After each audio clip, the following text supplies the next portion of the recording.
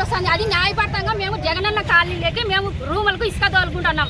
ఇసుక తోలుకుంటా అంటే ఆయన ప్రభాకర్ రెడ్డి వచ్చి గాలి పీకేసి వాళ్ళ మనసుల అనుసరులు తోలుకొని వచ్చి మా ఆయన ఒక్కని మీదికే మా ఆయన తిరిగి వచ్చినాడు. మళ్ళీ పిల్లల్ని తోలుకొని మా బండి ఏమో చేస్తున్నారు అని తోలుకొని వచ్చిన తర్వాత ఒకరి మీదకి మాట్లాడుతుంటే ఒకరి మీదకి వాళ్ళ అనుచరులు వచ్చి మా ఆయన రాడుతో వడ్డీతో చూపి రాడుతో ప్రభాకర్ రెడ్డి కొట్టి వాళ్ళ అనుచరులు వచ్చి చెప్పుకోవడం ఎంతమంది 4-5 మంది 2 జీపులకు వచ్చినారు.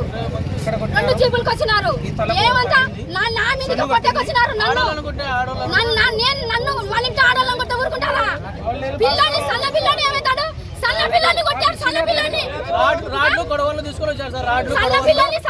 బడికి తోలుకొని పోయి పిల్లని దొబ్బుతారు. దొబ్బినా సన్న పిల్లడు ఏం చేస్తాడు? సన్న పిల్లడు తెల్ల కళ్ళు కానరావా? అన్న కొడుకు తెల్ల వాన హయాంలో చేయలేదా? అన్యాయం చేయలేదా? చికెన్ బళ్ళకు డబ్బులు ఇప్పించుకుంటున్నాడు. మా డబ్బులు ఇప్పించుకోకుండా న్యాయం చేస్తున్నాడు. ఎందుకు మా కేతిరెడ్డి సారు వద్దు, రంపులొద్దు, కొట్టాడలొద్దు, మా సంఘం న్యాయంగా చేయాలి అనినందుకు మేము మా సంఘం ఉన్నాము. మా మీదకే వచ్చినారు.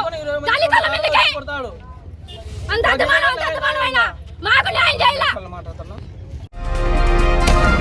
ఈ వీడియో కనుక మీకు నచ్చితే లైక్ చేయండి.